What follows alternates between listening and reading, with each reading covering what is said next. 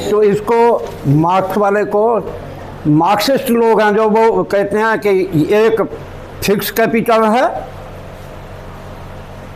वो हिंदी और पंजाबी में कहते हैं स्थिर है, और दूसरे को मूवेबल बना देते हैं। तो प्रॉफिट किससे दिखा दिया? वेजेज नहीं, रॉ मटेरियल और पावर का यूज है, उससे भी उत्पन्न होता है। नहीं, उससे नहीं होता। मार्क्स ने जो साबित किया था, जो आपने देखा ना, एग्जाम्पल आई ना कि किस बात पर प्रोडक्शन हो रहा है, शोषण किसका हो रहा है, एक्सप्लॉयटेशन किसकी हो रही है? लेबर पावर की लूट हो रही है। लेबर पावर किस में मेजर करते हैं? टाइम में मेजर करते हैं। तो वो टाइम, जो फ्री टाइम है, वो उसको छोड़ दो, छोटा कर दो, समाप्त कर दो, उस पर गाढ़ा कर दो काम। तो तमाम यही बात। अब तो यूरोप में क्या हो रहा है, वर्कर को डायपर ला कर जाना पड़ता है। बच्चे को डायपर नहीं लगाते, वर्कर को भी ये कंपल्सरी कर दिया कि आप पेशाब करने नहीं जा सकते, आप डायपर ला कर जाएंगे। यूरोप में मतलब एक्सप्लॉयटेशन का रेट कैसे बढ़ता है। अगर उसका एक एग्जांपल लेना हो ना कि कितना हो रहा है, हमारे देश की पार्लियामेंट में डिस्कशन हुआ, 11 साल पहले की बात है। गुरुदास दास का नाम जानते हो कोई? वो पार्लियामेंट के मेंबर थे। पार्लियामेंट में जो पेश हुआ, वो फाइल का नंबर देकर उन्होंने अपनी एटेक की कॉन्फ्रेंस में एक रेफरेंस दिया कि एक वर्कर को, जो इंडिया में काम करता है कोई आदमी, उसको जितना वो प्रोड्यूस करता है उतना उसका कितना % मिलता है। तो आपको ताज्जुब होगा कि उसको 10% मिलता है। मान लीजिए उसकी 400 रुपये दिहाड़ी है, तो इसका मतलब क्या, उसको 400 मिला तो उसने 4000 का प्रोडक्शन करके दिया। एक्सप्लॉयटेशन कितनी होगी उसकी? 3600 रुपये। 400 निकला ना इसमें, या कहाँ पहुँच गई दुनिया। बिल्कुल। अब तो नया मोड ऑफ प्रोडक्शन ही नया आ गया ना, उसकी ओर बढ़ते हैं, फिर समझ आएगी। इस लिहाज से मैंने वो एग्जांपल हमारी पार्लियामेंट का, भारत की, उसका एग्जांपल है ये।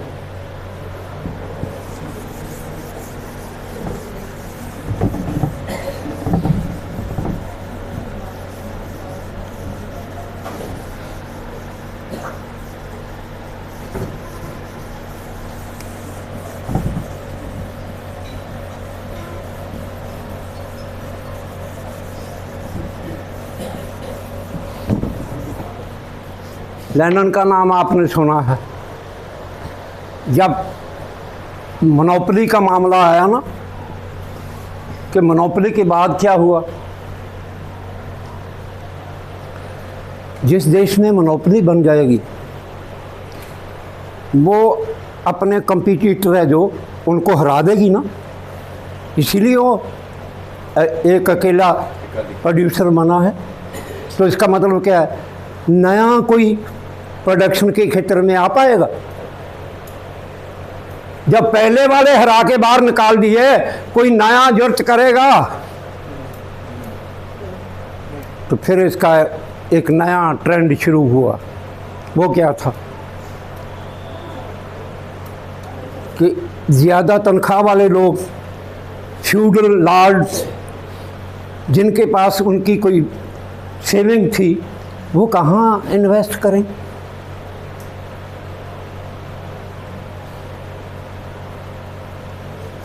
फिर बैंक एक्टिवेट हुए कि बैंक में जमा कीजिए, हम आपको इतने % इंटरेस्ट देंगे। वो बैंक में सेविंग है जो, वो मोनोपोली के पास चली गई। वो मोनोपोली ने वहाँ से पैसा उठाया, एक्सपोर्ट करना शुरू कर दिया। किस बात का? कैपिटल का, कि यहाँ यूरोप में कारखाना नहीं, चलो इंडिया में कारखाना लगाएंगे। यहाँ की मशीनरी उठाई, यहाँ से कच्चा माल लेकर जाते थे ना, पूरे का पूरा रेलवे लाइन अंग्रेज़ों ने बनाई का कहते हैं कि बहुत विकास कर दिया। काहे के लिए बनाई थी? कच्चा माल बंदरगाह पर जाएगा, उनका पक्का माल बंदरगाह पर आएगा, डिस्ट्रीब्यूट करना है, उनको सड़क रेलवे की ज़रूरत पड़ेगी या नहीं पड़ेगी। और उन्होंने मोनोपोली के लिए इंडिया को राखवा किया। 5 जो देश साम्राज्य देश जिसे बोलते हैं, वो 5 में से बरतानिया ने इंडिया को अपने लिए राखवा किया कि ये हमारा रिजर्व रहेगा, इसमें और कोई नहीं कर पाएगा। केवल गोवा में पुर्तगाल का था और कहीं कुछ नहीं, किसी को दखल नहीं देने दिया। तो पूरा इतिहास बदल जाता है, जब देखोगे पूरा नज़रिया बदल जाता है कि भाई हो क्या रहा है। तो इस लिहाज से बढ़ शुरू हुआ। आप 87 में कहा, 17 में कहा था ना कि मोनोपोली बन गया। 30 साल में 1900 तक आते आते फाइनेंस कैपिटल का हाथ ऊपर हो गया प्रोडक्टिव सरमाए के। 1900 के बाद अब दुनिया में कौन राज कर रहा है? प्रोडक्टिव कैपिटल नहीं कर रही, पैदावारी औद्योगिक सरमाया नहीं कर रहा। अब दुनिया में फाइनेंस कैपिटल राज करती। ब्याज पे चलने वाला पैसा उसका राज है अब। और वो कहाँ तक चला गया? माइक्रो फाइनेंस कंपनी हर गांव के हर औरत के पास चली गई है या नहीं?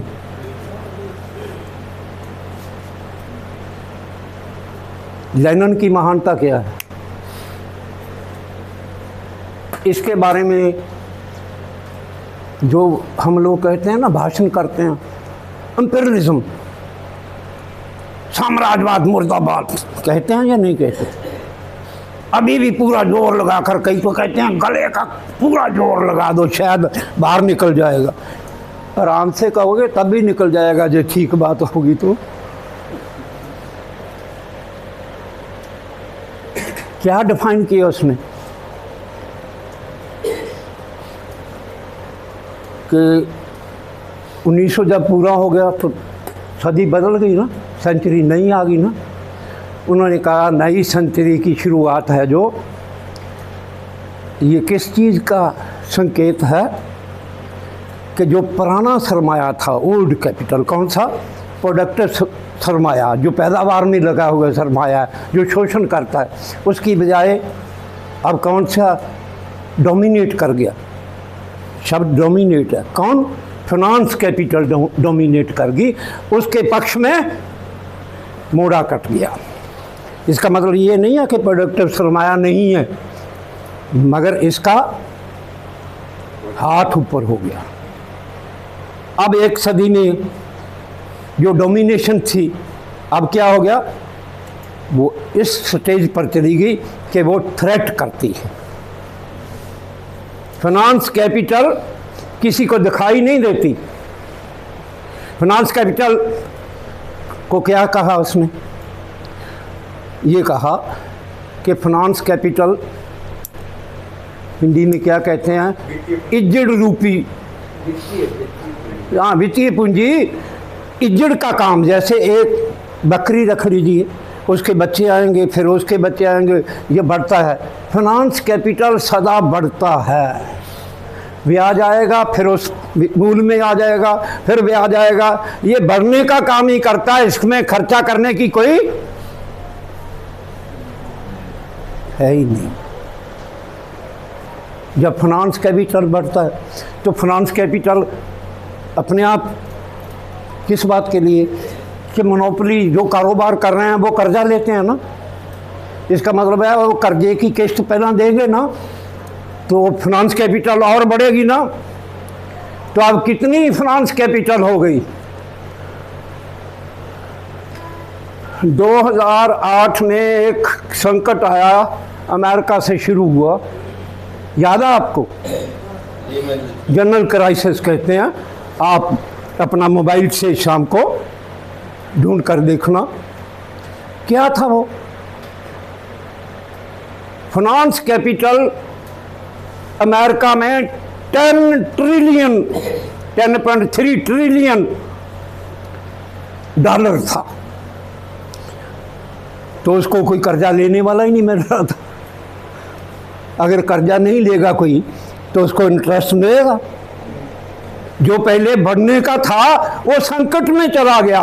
कौन? फाइनेंस कैपिटल, वित्तीय पूंजी संकट में आ गई। फिर उन्होंने एक काम किया, वित्तीय पूंजी के मालिकों ने क्या किया, 2 कंपनियां बना दी। एक कंपनी बनाती कि ये लीजिए, हम आपको फंडिंग करते हैं, आप मिडिल क्लास के स्टैंडर्ड के हाउसेस, घर बना दो। उन्होंने 30 लाख घर बना दिए। दूसरी तरफ कह दिया कि आप घर खरीद सकते हो, इस रेट पर आपको हम कर्ज दे रहे हैं। तो उनको लोन दे दिया। बनाने वाले से भी फाइनेंस कैपिटल इंटरेस्ट ले रही है, जिसने घर लिया वो भी। मगर एक के पास एक कार का लोन है, एक ग्रोसरी का लोन है, एक फर्नीचर का है, एक रेंट मकान ले रखा है, तो एक नहीं आ गया। एक के पास 4-4, 5-5 क्रेडिट कार्ड हो गए। जब काम नहीं मिलेगा तो किस बात को छोड़ेगा वो बीच में छूट गया। बड़े से बड़े बैंक, 150 साल चलने वाले बैंक वो फेल हो गए। वो मगर सरकार ने क्या किया, कर्जदार का कर्ज नहीं माफ किया। $700 बिलियन उस कंपनी को अदा कर दिया। तो नाम था लेमैन को नहीं दिया, कंपनी को मुआवजा दे दिया। कितना? $700 बिलियन। इधर हमारे सरदार मनमोहन सिंह थे, इनको बुलाया गया। मनमोहन सिंह कौन थे?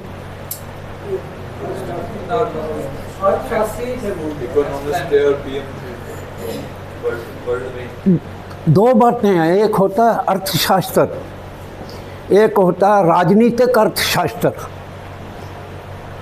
अगर इसका अंतर नहीं जानोगे तो मार खा जाओगे। मनमोहन सिंह क्या थे? अर्थशास्त्री थे। अर्थशास्त्री का क्या काम है कि प्रोडक्शन करने में कौन कौन सा काम करना चाहिए ताकि प्रोडक्शन बढ़े, खपत हो, मुनाफा हो। राजनीतिक अर्थशास्त्र का मतलब होता है कि कामगार है जो, जनता है जो, उसको इसका बेनिफिट कैसे मिले, उसका कोई इसके साथ लेना देना नहीं था। सभी लोग लिख रहे थे मनमोहन सिंह का विकास तो हो रहा है, इसमें मानव फेस नहीं है, ये कह रहे थे। तो उसको बुलाया गया वहाँ।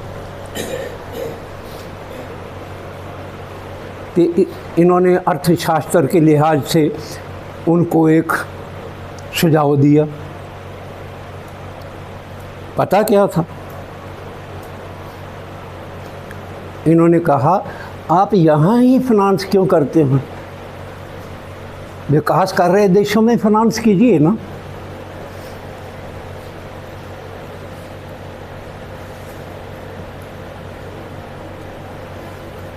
किस चीज़ में करें मुनाफा पूरा रहे? तो आप हिस्ट्री पढ़कर देखिए तो कि जो बाहर से पैसा आया कि बिजली बनाने में ये ऐसा कर दो, फलां कर दो, कितने % मुनाफा देना होगा उसको गारंटी की है सरकार की ओर से कि हम आपको सालाना 16% मुनाफा देंगे। अगर आपको 16% मुनाफा नहीं होगा तो हम अपने खजाने से भरपाई करेंगे। पूरे का पूरा इंफ्रास्ट्रक्चर उनके लिए खोल दिया। सारी की सारी सड़कें, पुल, बिल्डिंगें उनके पैसे से बनी हुई हैं। वो तो बढ़ रहा है। पहले कहते थे आपके बाप का रास्ता, मैं तो जाऊंगा। अब जाकर दिखाइए ना, टोल टैक्स देना पड़ेगा या नहीं देना पड़ेगा? देते हो या नहीं देते टोल टैक्स? तो किस ढंग से वो करता है? आज पता है वो 10 ट्रिलियन जो पैसा है अब कितना हो गया? अब 38 ट्रिलियन डॉलर फाइनेंस कैपिटल है अमेरिका के पास, कर्ज का पैसा। हमारे देश पर भी कितना कर्जा है, कर्जे का इंटरेस्ट। पंजाब का बजट देख लीजिए आप, देश का बजट देख लीजिए। पंजाब का बजट 20%, देश का बजट 20% इंटरेस्ट देने में निकल जाता है। वो किसका है भाई पैसा?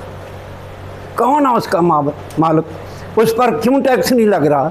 वो नेशनल क्यों नहीं हो सकता? कोई एजेंडा है किसी के पास?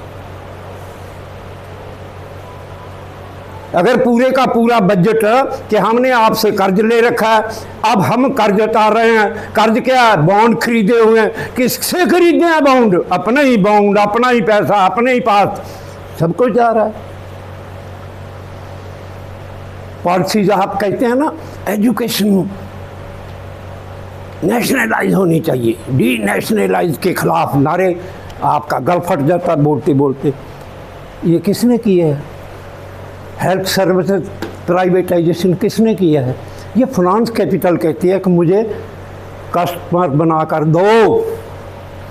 अगर एजुकेशन फ्री होगी तो जो माँ बाप कर्ज लेकर अपने बच्चे को एजुकेशन देनी चाहता है वो कर्जा लेगा फिर? इसका मतलब ये प्राइवेट करो ताकि हर बच्चा हर माँ बाप अपने बच्चे के लिए, उसके भविष्य के लिए कर्जा उठाए। स्टूडेंट स्टडी भी कर्जा लोन चलता है या नहीं चलता है? ये कैसे कस्टमर तैयार करने हैं? ये पॉलिसी वो कहते हैं कि ऐसी बनाओ, इसको प्राइवेट करो। हेल्थ, कोई भी आदमी बीमार हो जाए तो हम क्या कहते हैं? पैसे की परवाह मत कीजिए, पैसा तो हाथों की मैल है, आदमी बचना चाहिए। तो कर्ज उठा के भी करते हैं या नहीं करते? कितने लोग हैं जो बीमार होकर वहाँ आते हैं, पैसा नहीं दे पाते तो चारपाई उठा के बाहर रख देते हैं। तो इसका मतलब है कर्ज लेना पड़ेगा ना।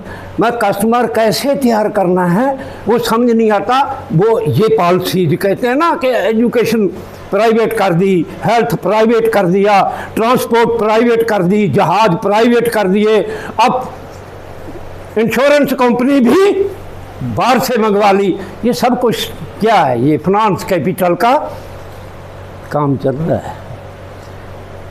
वो इतनी पावरफुल है कि प्रधानमंत्री हो, स्टेट का मुख्यमंत्री हो, उनको डायरेक्शन आती है, वो कानून बन जाते हैं। आप कहते हैं हम पार्लियामेंट घेर के ये मनवाएंगे, हम असेंबली घेर के ये करवाएंगे।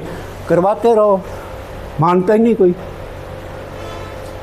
डिमोरलाइजेशन आ रही है या नहीं आ रही?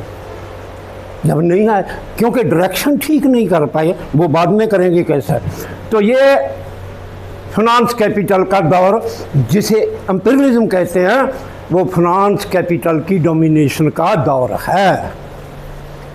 मगर ये कब शुरू हुआ? इस साल में शुरू हुआ। तो अब कितना है? अब तो 2026 है। कितने साल हो गए? 125 साल हो गया। तो अब इसमें क्या क्या चेंजेज आई? आपने देखा ना कि 1900 के बाद 2 वर्ल्ड वार आई। वो क्यों हुई?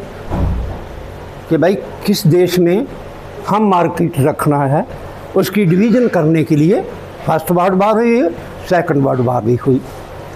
मैं इससे ज़्यादा नहीं कहना, आप पढ़ सकते हैं, पूरा जान सकते हैं। तो बाद में क्या हुआ? संकट आया सरमाएदारी के पास। उस बात को समझ लीजिए, नई बात है जो वो पकड़िए, फिर आगे बढ़िए। वो क्या हुआ? पहली बात ये समझिए कि सेकंड वर्ल्ड वार से पहले क्या हुआ, इकोनॉमिक रिसेशन शुरू हुआ, सब कुछ तबाह हो गया, फिर लड़ाई शुरू हुई। उसी में केन्स ने बुक लिखी ना, मॉडल देने का काम किया, ऐसे करना दूसरा। उसी में फासिज्म की ओर बढ़े ना, मैसोलिनी की बात करिए, हिटलर की बात करिए, ये सेकंड वर्ल्ड वार के शुरू होने के पहले की बात है। जो मोनोपोली थी, वो मोनोपोली ग्रो करके बड़ी हो गई। उन्होंने कहा कि भाई क्लैश से बचे। टू पार्टी कॉन्फ्रेंस हुई। कहाँ हुई? बर्टन वुड में हुई। कब हुई? 1 जुलाई से 22 जुलाई 1944 को हुई। बर्टन वुड सबमिट कहते हैं इसको। एक की तरफ अमेरिका का सबसे टॉप का इकोनॉमिस्ट था जिसका नाम केन्स था, दूसरी तरफ अमेरिका का, शायद उसका नाम है निकल गया, स्लिप कर गया, पाल कुछ वगैरह है, वो था। वो 22 दिन की कॉन्फ्रेंस में डिबेट हुआ कि कैसे संसार को चलाना है। दुनिया के पूरे अमीर लोग हैं जो, उनकी वो सबमिट था। तो उसने अमेरिका डोमिनेट कर लिया, बरतानिया हार गया। और आप देखेंगे कि केन्स बाद में पागल हो गया। केन्सियन पढ़ते हैं ना इकोनॉमिक्स, उसका मॉडल फेल हुआ, अमेरिका का मॉडल। और उसने क्या किया, इस मीटिंग के अंत में वर्ल्ड बैंक का निर्माण किया। समझ सकते हैं कि कितनी बड़ी चीज़ है वर्ल्ड बैंक का, जानते हैं ना। दूसरा संस्था कौन बनी? IMF बनी, इंटरनेशनल मॉनेटरी फंड। कर्जे कैसे देने हैं, रेगुलेट कैसे करना है, किसका कंट्रोल रहेगा, क्या करेगा, कौन चेयरमैन होगा, पूरे का पूरा ब्यौरा। वो तब से अमेरिका की डोमिनेशन है जो वो नज़र आएगी आपको। तीसरा बना ITU, इंटरनेशनल ट्रेड ऑर्गेनाइजेशन। ये 2 अमेरिका की सहमति से बने थे। ये अमेरिका के ओपिनियन के खिलाफ बना था। अमेरिका ने इसको चलने नहीं दिया। 4 साल इसको डिस्ट्रॉय करके इसकी जगह 1948 को 4 साल जोड़ दें तो नया बनाया, जिसे गैट कहते हैं, GATT, general agreement tariff and trade. ये नवा अदारा बना दिया। तब से ये 3 अदारे दुनिया को लीड करने का काम कर रहे हैं, कंट्रोल करने का काम कर रहे हैं। जैसे जेफरी अब कर रहा था, वो इनका ही चेयरमैन है किसी का। आपको खोजते रहेंगे तो आपको मिल जाएगा। किसी चीज़ का हेड है वो, अकेला आदमी नहीं है। $1 मिलियन का उसको घर दे देते हैं। क्यों दे देते हैं? कि चीफ चुना गया है तो उसको देना है ना कि यहाँ एक्टिविटी शुरू करो, फिर देना है ना कि भाई आप ये टापू भी खरीदो, आप कैसे कैसे करना है। वो कंट्रोल करने का एक साधन है उनका। तो इस बात को आप देखिए, ये मॉडल क्या था जो यहाँ अपनाया गया। इसे मल्टीनेशनल कॉरपोरेशंस कहते हैं, MNC का मॉडल डेवलप हुआ यहाँ से, वर्ल्ड बैंक से। पढ़ते हैं ना आप, मल्टीनेशनल कॉरपोरेशंस। फिर कंपटीशन में क्या हुआ कि जो रिसर्च पर खर्च कर देगा, जो कंपनी रिसर्च करके अपना कंट्रोल स्थापित कर लेगी वो आगे निकल जाएगी ना, जो कॉस्ट ऑफ प्रोडक्शन कम कर देगी वो दूसरे को मार्केट से भगा देगी। तो फिर एमएनसी में दौड़ लगी, रिसर्च शुरू हुई। फिर रिसर्च ने क्या काम, क्या करिश्मा किया वो आप देखिएगा।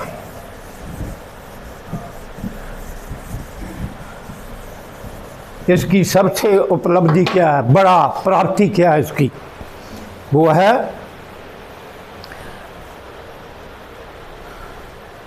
STR।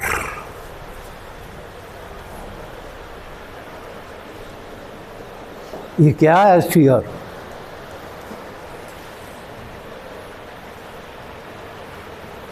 पढ़ा या नहीं नाम? Scientific and technological revolution. कल बताया नहीं, आप पढ़ रहे हैं तो आपको ये पता होना चाहिए ना कि भाई ये कंट्रोल करने का क्या है, ये साइंटिफिक टेक्नोलॉजिकल रेवोल्यूशन, क्रांति कर देना, पूरे का पूरा चेंज कर देना। किस बात को सुधारना समझ से नहीं आएगा, थोड़ा सा खरोचिए फिर पता चल जाएगा। आपको कहा था ना, एक डिस्कवरी होता है, एक इन्वेंशन होता है, इसमें अंतर होता है। कोई डिस्कवरी करोगे ना तो वो एक नई इन्वेंशन को जन्म देगी।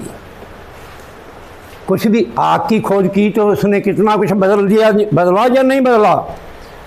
तो ये जो साइंस क्या है, साइंटिफिक क्या है कि मैटर कैसे हरकत करता है उसकी बारीकियों को जानना साइंस है। और क्या साइंस है?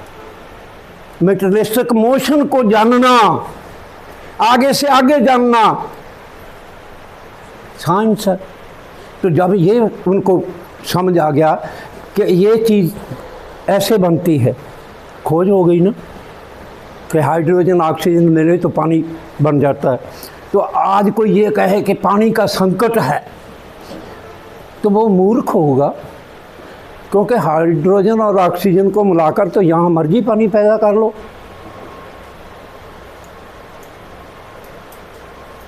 कह रहे हो ना पानी पे जंगें होगी, ये होगा, मतलब ये साइंटिफिक एंड टेक्नोलॉजी रेवोल्यूशन क्या कह रहा है कि ये विज्ञान का तकनीक बनाकर इसको अमल में ला दो। ये इसका नाम STR है कि भाई ये चीज़ खोज ली, उसको इन्वेंशन में ले आओ। जो खोज थी उसको कार्ड का रूप दे दो, वो तकनीक बदल जाएगी कि नहीं बदल जाएगी पहले वाली। तो ये उसका नाम है कि साइंटिफिक टेक्नोलॉजिकल रेवोल्यूशन हो गया, पूरे का पूरा चेंज हो गया। वनस्पति में क्या हो गया, जो वेल है उसका पेड़ बनाया जा सकता है, तने वाला। जो तने वाला है पेड़ है उसकी वेल बना सकते हैं, अंगूरों की वेल का पेड़ बना सकते हैं, अमरूद का पेड़ है वेल बना सकते हैं। आप कंट्रोल कर लिया, जीन्स पर कंट्रोल कर लिया कि क्या क्या करना है। कह रहे हैं ना कि खिडारी पैदा करने हैं, साइंसदान पैदा करने हैं, फुटबॉल पर बॉलर पैदा करने हैं, तो किया जा सकता है। किस बात पर? वो जो साइंस थी उसकी, उसको जान लिया, खोज लिया, तो उसको कहा वो टेक्नोलॉजी को इस्तेमाल किया। इसका नाम STR है। कितनी बड़ी चीज़ है। कभी इस ढंग से सोचा आपने कि STR ने क्या कर दिया? कब से शुरू हुआ ये तो 44 में था, चलते चलते कब ये 60 में शुरू हो गया था। 40 और 26 ये इतने सालों में आप देखिए कहाँ पहुंच गया वो। AI डिवाइस पर चला गया। क्या AI डिवाइस कि भाई पानी बनाना ना, मजाक समझते हैं लोग तो, ऐसे कैसे। वो क्या कह रहे हैं आप देख लीजिए कि भाई हाइड्रोजन ऑक्सीजन मिले तो पानी बनता ना, उसके साथ कौन सा और गैस मिलाना है तो वो दूधिया हो जाएगा, उसमें और कौन सा मिलाना है तो वो चिकनाई वाला बन जाएगा। हवा से दूध पैदा कर दिया उन्होंने, हवा से मीट पैदा कर दिया, हवा से मकई पैदा कर दी, हवा से चने पैदा कर दिए, पैदा करके दिखा दिए। ये प्रोसेस शुरू हो गया। यहाँ एक फ़िल्म चलती है, रील चलती है, इंडिया का कोई भी बड़ा रेस्टोरेंट ऐसा नहीं, होटल, जिसमें आर्टिफिशियल मीट सर्व नहीं हो रहा। इस समय इंडिया के कोई भी होटल ऐसा नहीं, वो बकरे का मीट नहीं है, वो मुर्गे का नहीं है, वो तितर का नहीं है, दूसरे का नहीं है, वो मशीन का बनाया हुआ मीट सर्व हो रहा है। और वो फिल्म में वो कहते हैं, खाकर देखा भाई मज़ा ही आ गया, कस्टमर ये कह रहे हैं। तो आप यही कहते रहें कि भाई ऐसे बोलते हैं क्या हुआ, तो वो क्या कह रहे हैं, इसने किस चीज़ पर असर डाला है। पहले वर्किंग क्लास का संकट था, मैनुअल लेबर कहते हैं, जिस आपने भी सवाल उठाया था। तो अब इसने किसका संकट खड़ा कर दिया, वाइट कॉलर जॉब का संकट खड़ा कर दिया। उसको धड़ाधड़ बार 3 साल में, पहले कहते थे, अब कहते हैं 27 तक, सॉरी 28 तक, 1 साल बाकी है ना, वो तो इलेक्शन में ही निकल जाएगा। 28 तक वो कहते हैं 90% वाइट कॉलर जॉब है जो वो बाहर होंगे इंडिया में, सारे दुनिया की। तो फिर क्या है, कहाँ जाना है।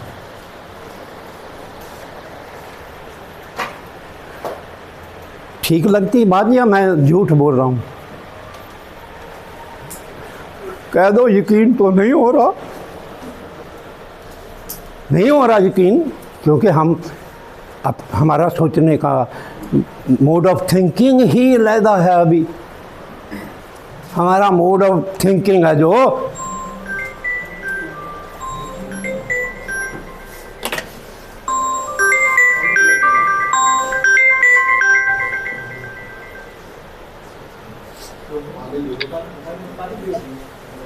फिलहाल मेरी क्लास है, मैं बात गल करूँगा। ठीक है।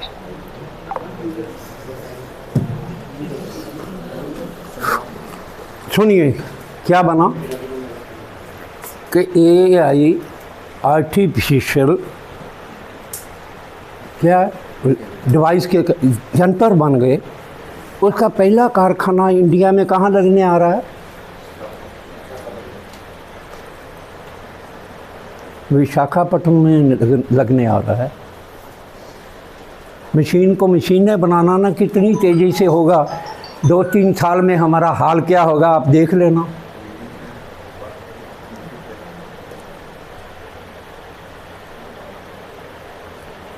चलो छोड़िए इस बात को, ये कैपिटलिज्म का डेवलपमेंट है। तो मार्क्स कहाँ छूट गया रे, जिसने कहा था कि मैंने तो मिसाइल दाग दी है, इसको फना कर देगी, वो यहाँ तक पहुँच गया, हम कहाँ चले गए। तो वो जो कैपिटल का मॉडल है वो दोनों चीज़ों को बराबर रख के डायलेक्टिकली प्रमोट करता है कि कहाँ से कहाँ जाएगा। आपको कहा था ना, उसने ये कहा कि ये उस और बढ़ रहा है कि पूरे का पूरा सरमाया, होल कैपिटल एक कंपनी और एक हाथ में आकर उसकी डायरेक्शन में काम करेगा, तब सोसाइटी में इसका टॉप होगा, शिखर होगा, एक्सट्रीम होगा। तो आप देख सकते हैं उस और जा रहा है या नहीं जा रहा, विनाश हो रहा है या नहीं हो रहा। अब उसके इस सूत्र को जानिए, फिर मैं मार्क्स ने इसका बदल जो दिया, प्रोलेटेरियन का एक्शन क्या होगा, कैसे होगा, कैसे ये पलट जाएगा, वो बिल्कुल ठप पड़ा है, उसकी बात बाद में करेंगे। तो उसने एक पहलू आपको बताया नहीं, उसको अब डिस्कस करेंगे।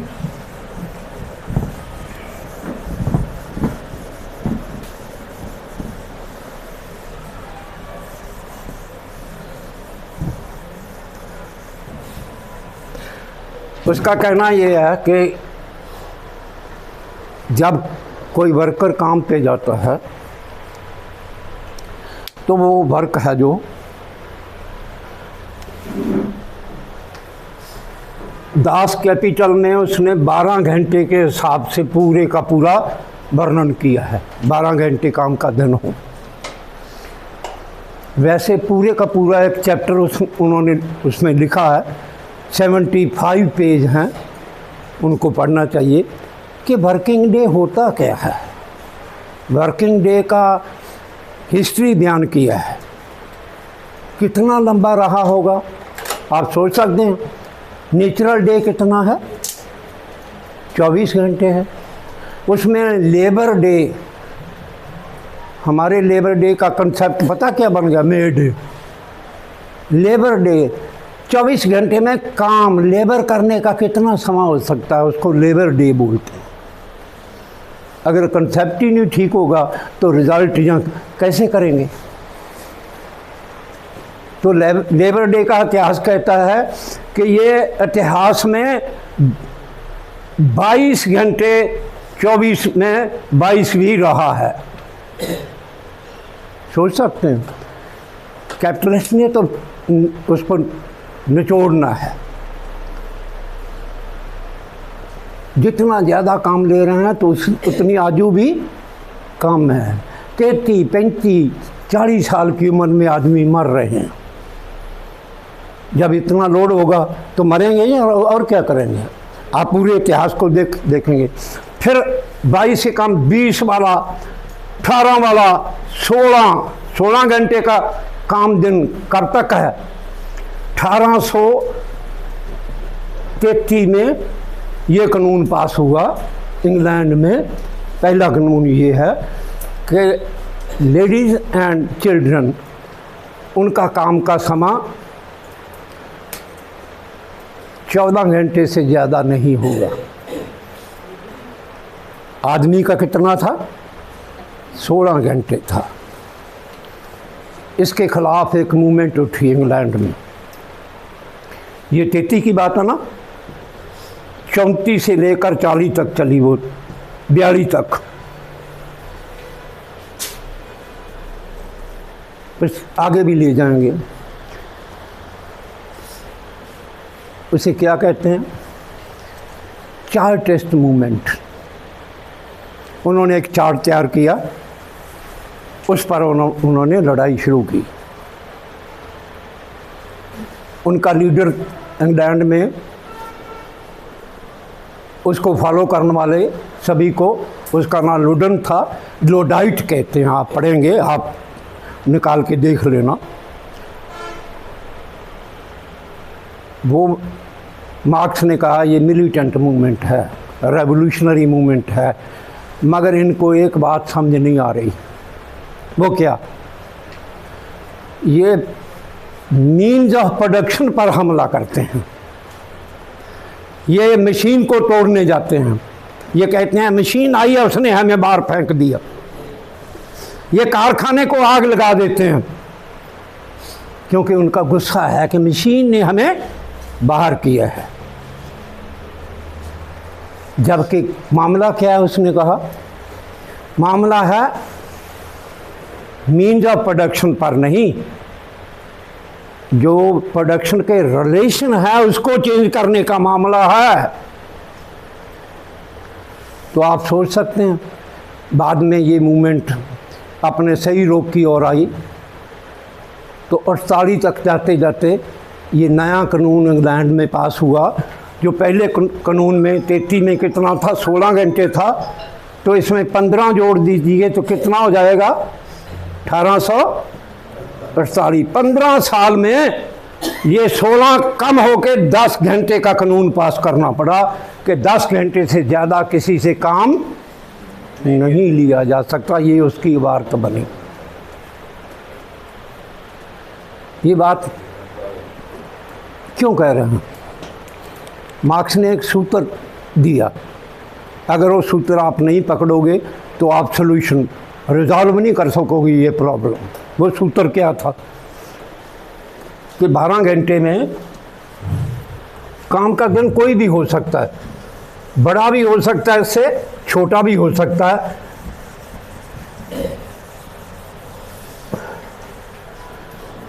डिवीज़न की कि जब कोई आदमी काम करने जाता है, मान लीजिए उसको 100 रुपया दिहाड़ी मिलती है, मान लीजिए 1000 भी कर सकते हो, मान लेने की बात करते हैं।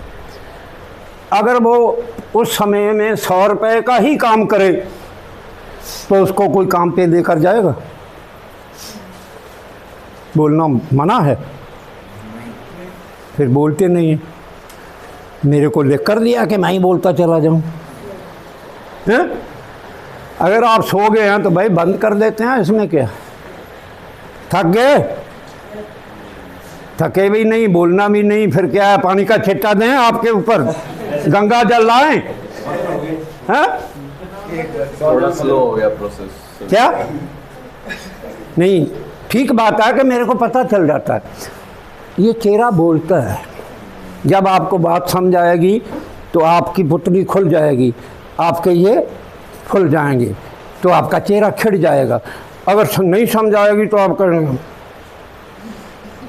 आप घूरी बना लेंगे, आपकी ये पुतली पिचक जाएगी, तंग हो जाएगी, आपका चेहरा पड़ा जाएगा। मैंने आपका चेहरा पड़ा है, छोड़ देते हैं। अगर समझ ही नहीं आ रहा है तो फिर करने की क्या ज़रूरत है। थोड़ा सा फ्रेश हो लो, क्योंकि ताज़ी हवा यहाँ आ नहीं रही, इसलिए एग्जर्शन हो गई आपको, है ना। एसी क्यों बंद करा दिया? थोड़ा चालू करने दो। इसी में नींद आ जाएगी। इस तरफ आ जाओ, इस तरफ नहीं लगेगी, नींद आएगी। आधे लोग तो सो गए, तो फिर क्या करना है, किसको पढ़ाने के लिए बात करनी है। बोल, ये जो इसका आखिरी रिज़ल्ट आएगा आपके सामने, तो मार्क्स का एक जो फेमस सूत्र है उसकी ओर बढ़ रहे हैं हम। आपको ये कहा कि भाई इतने का ही, जितने मिल रहे हैं उतने का ही काम करे वो आदमी, तो कोई उसको काम पर नहीं लेकर जाएगा। इसका मतलब क्या है कि जो समय उसको तय हुआ उसके साथ दिहाड़ी का, 14 घंटे हो, 12 घंटे हो, 10 घंटे हो, 8 घंटे हो, 6 घंटे भी हो रहा है ना कि 6 घंटे कर दो, कितना भी हो। अगर मोड ऑफ प्रोडक्शन कैपिटलिस्ट है, आपको कोई उधर देकर काम करवा रहा है, वही है ना कैपिटलिज्म, उजरती प्रणाली का चलन। पैसे देके पाड़े का लेबर खरीद कर काम करना, ये कैपिटलिज्म है।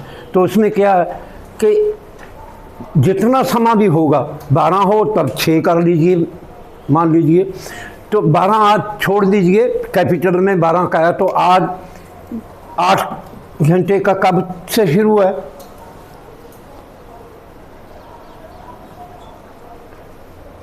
जब मार्क्स ने पूरी बात को खोज लिया, पहले इसका इतिहास देख लीजिए कि भाई काम का दिन की लंबाई कितनी होनी चाहिए। Labour theory of value implement करके देखा जब उसने, तो उसने कहा कि भाई वर्किंग आवर्स शॉर्टर होना चाहिए, कम होना चाहिए। तो उसने कहा किसी एक देश में करोगे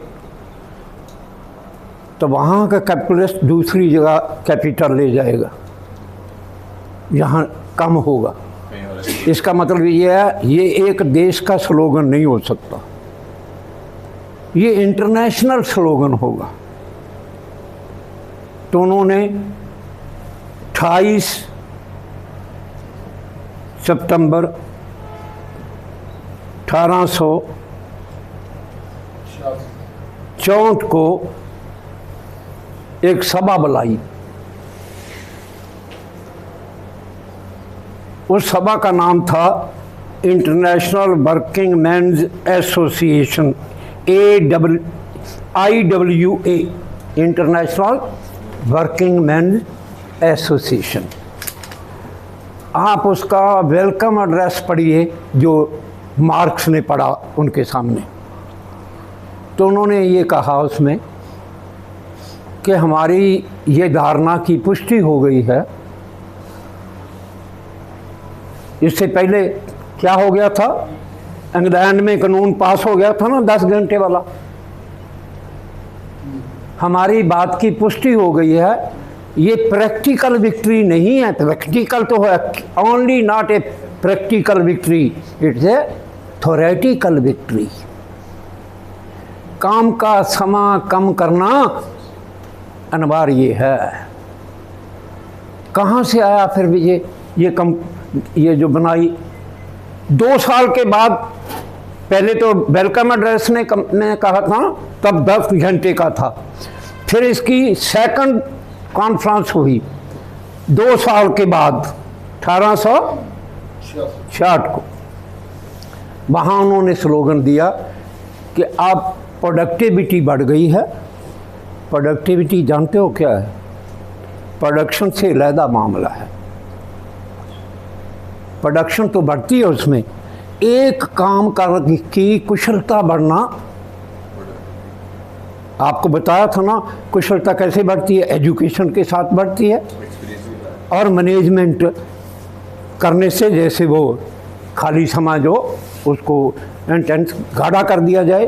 और तीसरी बात क्या है कि इम्प्लीमेंट्स हैं जो वो बेहतर हो जाएं, प्रोडक्टिव फोर्सेस आगे बढ़ जाएं, पैदावारी शक्तियों का विकास हो जाए। वो कौन सी चीज़ करती है? वो इम्प्लीमेंट्स करते हैं। नई से नई मशीन नई का ब्रांड नहीं होता कि ये वो ही डब्बे से निकली है, उसका नया मॉडल है। जो नया मॉडल कौन सा होता है? जो कम आदमियों से उतनी पैदावार कर दे या कम आदमियों से पैदावार भी बढ़ा दे, उसको न्यू मॉडल कहते हैं। दोनों ने कहा कि ये दौर में जब शुरू हो गए तो अब क्या करना है, प्रोडक्टिविटी बढ़ गई तो अब वर्किंग क्लास को 8 घंटे का कानून द्वारा पास किया हुआ काम दिन चाहिए। कब कहा? 1866 में। कितने वर्ष हो गए? वहाँ ही रुके हुए हैं। तो अब देखिए प्रोडक्टिविटी कितनी बढ़ गई है। तो वो ये सूत्र यहाँ लागू करके देखना। ये उसी का दिया हुआ है जो आपको बुक दिया, उसमें ये पूरे के पूरे मॉडल दिए हुए हैं। आप उसको पढ़ सकते हैं, देख सकते हैं, वो आपके पास है। तो उनका ये मैंने कहा ना, पहले इन्वेंशन है, खोज की है, फिर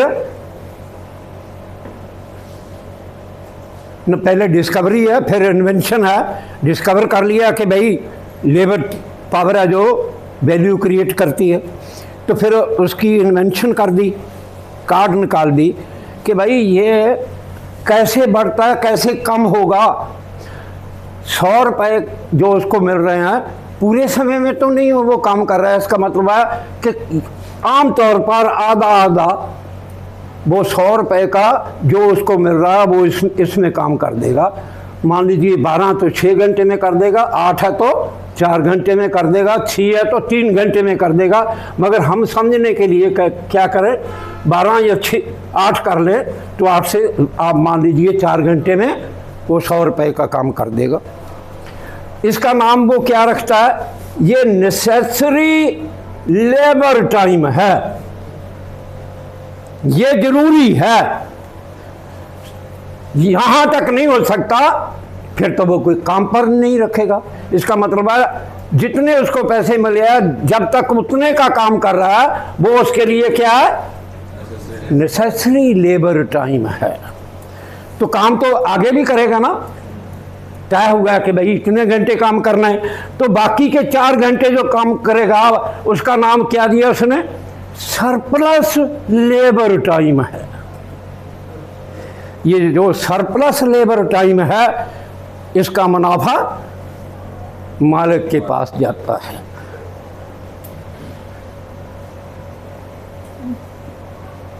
तो उसने कहा अब जब यूनियन बन गई है, काम दिन लंबा करने पर रोक लग गई है कानूनी, तो अब कैपिटलिस्ट क्या करेगा? उसने कहा वो प्रोडक्टिविटी बढ़ाएगा। प्रोडक्टिविटी बढ़ते बढ़ते कितनी बढ़ती है उसको मगर समझाने के लिए वो कहता है मान लीजिए प्रोडक्टिविटी डबल हो जाए। डबल का मतलब क्या है कि जो 100 का काम कर रहा था यहाँ ही वो 100 का तो पहले कर दिया था, तो 100 का उसने यहाँ कर दिया था, उसने तो 200 कर दिया था। अगर फिर बढ़ जाए, डबल हो जाए, तो वो कितने का कर देगा? 400 का कर देगा। तो फिर क्या होगा?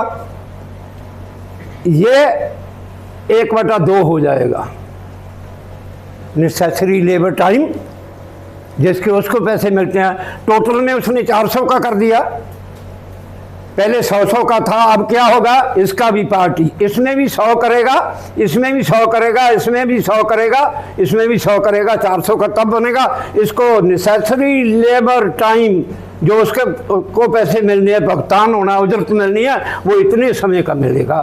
तो सरप्लस कितना हो जाएगा?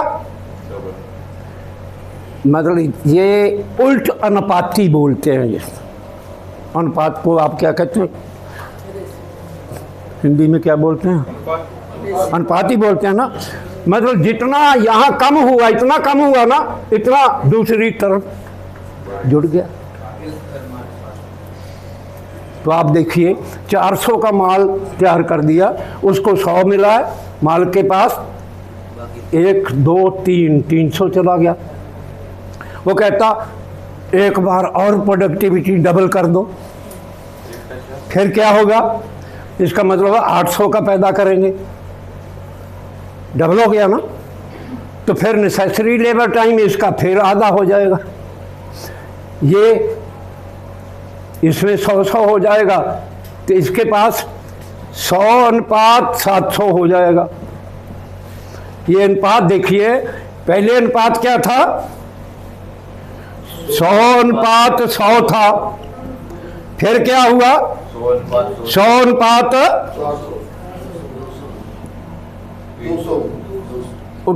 वो डबल होने से 400 हो गया, फिर होगा 800 में, मतलब इनके पास 300 जाएगा ना, मतलब बढ़ता ही चला जाएगा। उसको 100 रुपये मिलेंगे लेबर को, मतलब जितना यहाँ काम हुआ वो इधर चला जाएगा। उसने इसको माखी जो बुक्स हैं वो कितनी होगी, 65 ईयर का वो मर गया, मगर उनकी और एंगल्स की बुक्स हैं जो वो आप लगाएंगे तो मेरे कद से उनकी ढेरी ऊंची निकल जाएगी।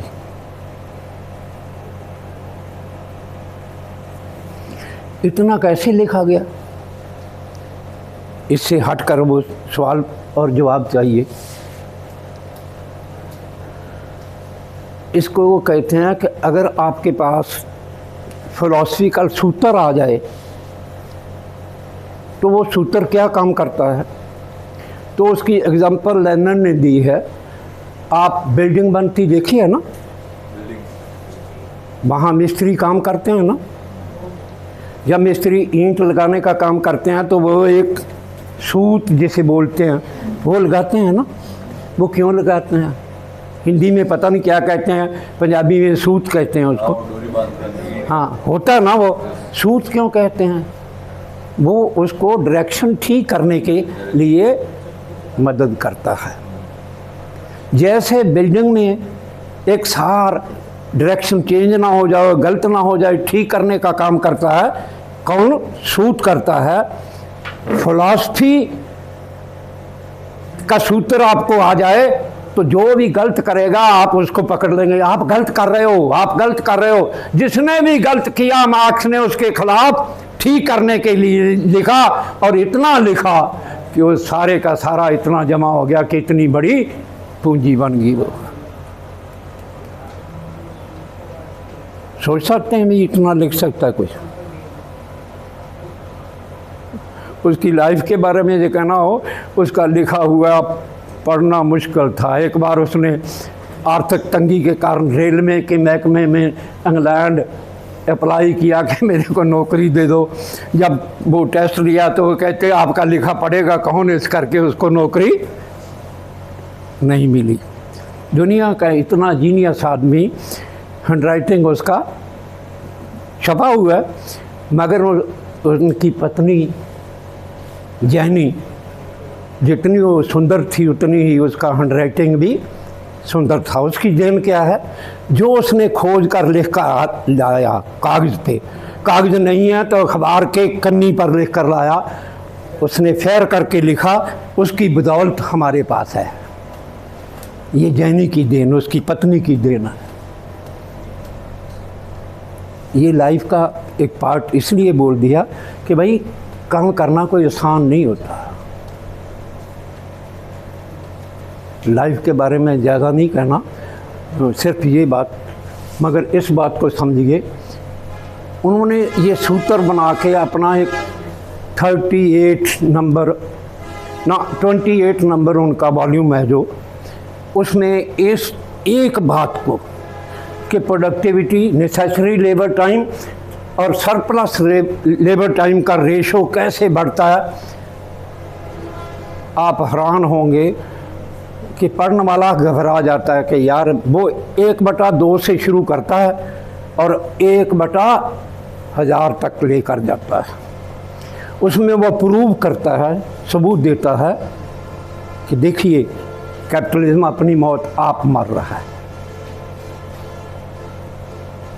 अभी उसका एक नमूना पेश करूंगा मैं आपके सामने।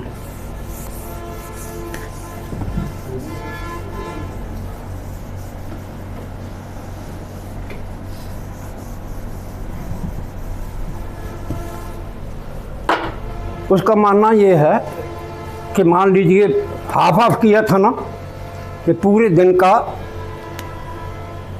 उसके पास कितना आ रहा है, 1/2 आ रहा है ना, 1/2 अनुपात 1/2 कितना हो जाएगा? ये 1 हो जाएगा ना। अगर फिर बढ़ जाए, डबल हो जाए, तो ये कितना हो जाएगा? 1/4 हो जाएगा। यहाँ कितना हो जाएगा? 3/4 हो जाएगा। फिर बढ़ जाए तो 1/8 हो जाएगा। ये कितना हो जाएगा? 7/8 हो जाएगा। फिर बढ़ जाए, डबल हो जाए, 1/16 हो जाएगा। ये 15/16 हो जाएगा। फिर बढ़ जाए 1/32 हो जाएगा। ये 31/32 हो जाएगा। इस लिहाज से आप करके देखिए, बढ़ता चला जाएगा। अब देखिए वो कहता कि इतना तो था, इतना हो गया, ये कितना बड़ा है, इसमें से ये कम करेंगे तो कितना होगा? 1/2 कम करेंगे तो 4, ये 3 आ गया, ये 2 दूनी 4 -2, 1/4 ही बढ़ा ना। जितना ये है उतना ही बढ़ता है, ये सूत्र है।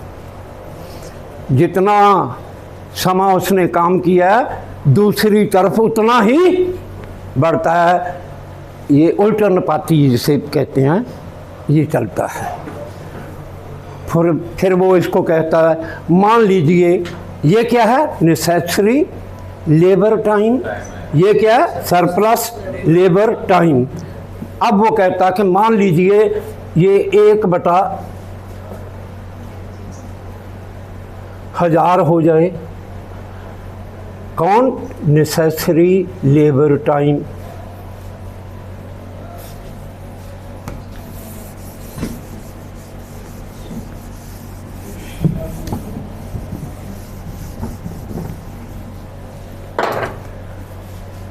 तो सरप्लस लेबर टाइम कितना हो जाएगा?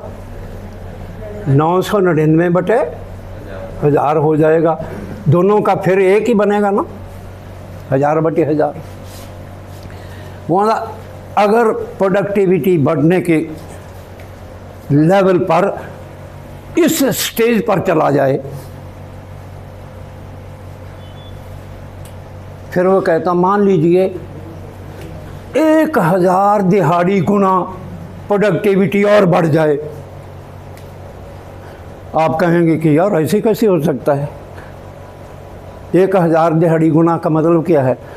यहाँ 1000 आदमी करता है, वहाँ एक आदमी ही काम करना शुरू कर दे, तो अब एआई ने करना शुरू कर दिया या नहीं कर दिया? उसकी कल्पना ठीक है या गलत है?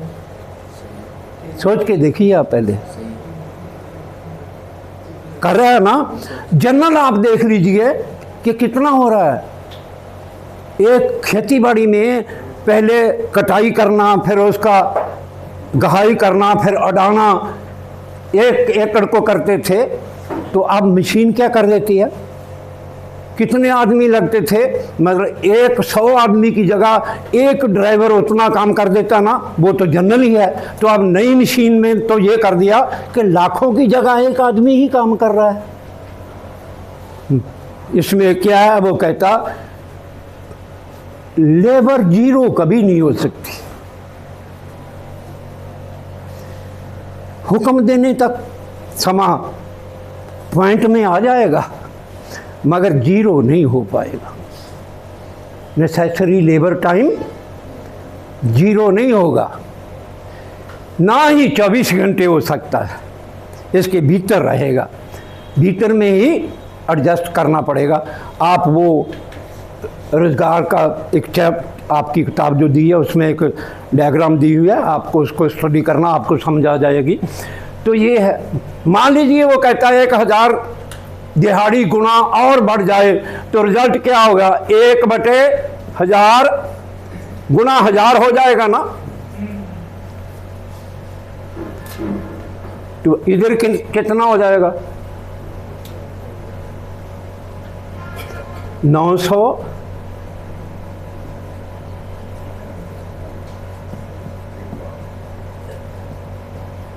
10 लाख, ये भी 10 लाख बनाना, 10 लाख हो जाएगा। तो अब वो कहता अब देखिए, अगर 1000 गुना करना हो 900 का, तो इतना तो बनना ही था ना गुना करने के लिहाज से।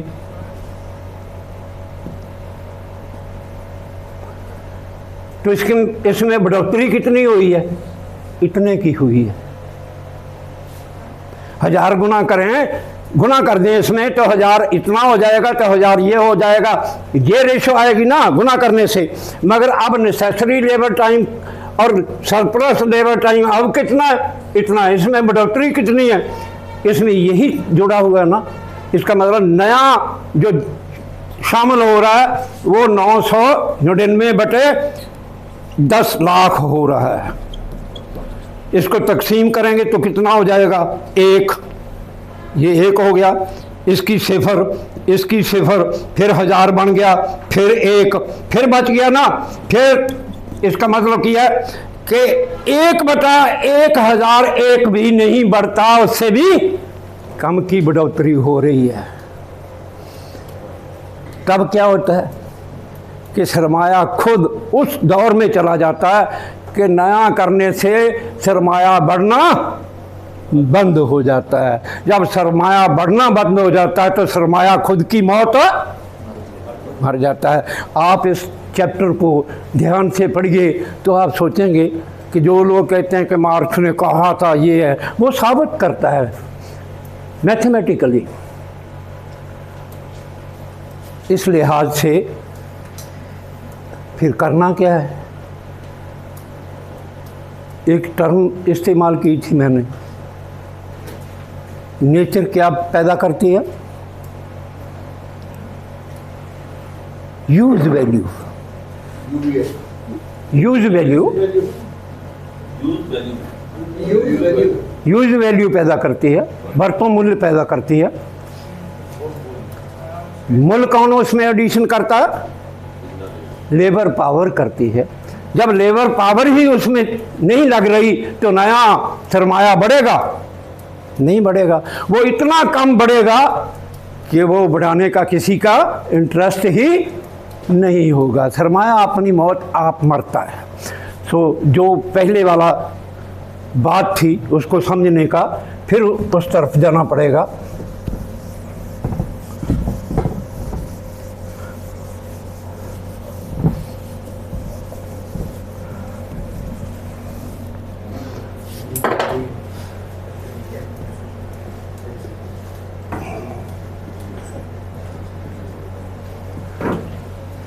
इसको वो कहता है ये इंडिविजुअल ना यूनिट टाइप ना रखिए, माइक्रो ना करिए, मैक्रो करिए।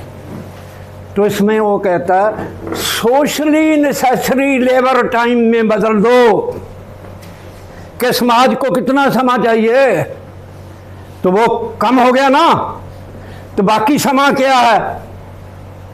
Socially surplus labour time free time है। बात समझ गए? कैपिटलिज्म खुद क्या पैदा कर रहा है, मगर फ्री टाइम कहाँ है?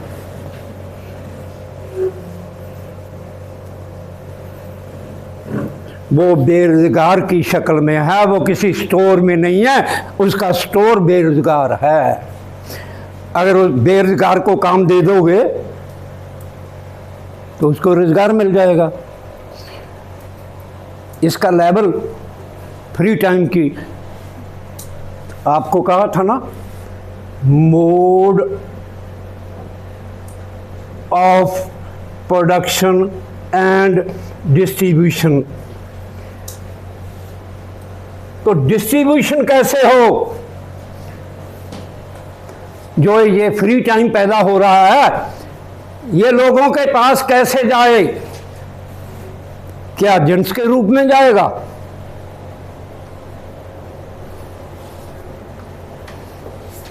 बस यहां मसले का हल छुपा हुआ है। सरप्लस लेबर टाइम है ना, तो हर आदमी को टाइम डोनेट करना है, तो क्या करेंगे? सरमाएदार आप कह रहे थे ना कि 12 घंटे कर रहा है, तो आपको क्या करना पड़ेगा? वो इसको छोटा कर रहा है ताकि मेरा मुनाफा बढ़ जाए। तो मार्क्स कहता हमें क्या करना होगा? वर्किंग डे को छोटा कर दो, तो कंपैरेटिवली ये बढ़ जाएगा। अगर ये लॉजिक, साइंस ऑफ लॉजिक आपको समझ आएगा तब इसका हल ढूंढ पाएंगे, अगर नहीं ढूंढ पाएंगे तो नहीं होगा। कल सुबह इस बात पर कि कैसे कैसे ये करना है होगा, यहाँ बनेगा की मूवमेंट कल यहाँ से शुरू करेंगे। मगर ये बात कि necessary labour time, surplus labour time, ये मैक्रो कर दो। सोशली नेसेसरी लेबर टाइम किसी समाज नू कितना समा चाहिए वर्किंग का, बाकी सारा समा तो उसके पास सोशली सामाजिक तौर पर वो उसके पास क्या सरप्लस पड़ा है। सरप्लस क्या है? वो फ्री टाइम है ना। तो हम फ्री टाइम ले सकते हैं या नहीं ले सकते? ले सकते हैं। लेने का क्या ढंग है उसके बारे में कल विस्तार से बात करेंगे। आज यहीं समाप्त करते हैं। खात्मे के बाद आपकी डिस्कशन शुरू होगी, वो हम सुनेंगे। आपका धन्यवाद, आपने कोऑपरेट किया।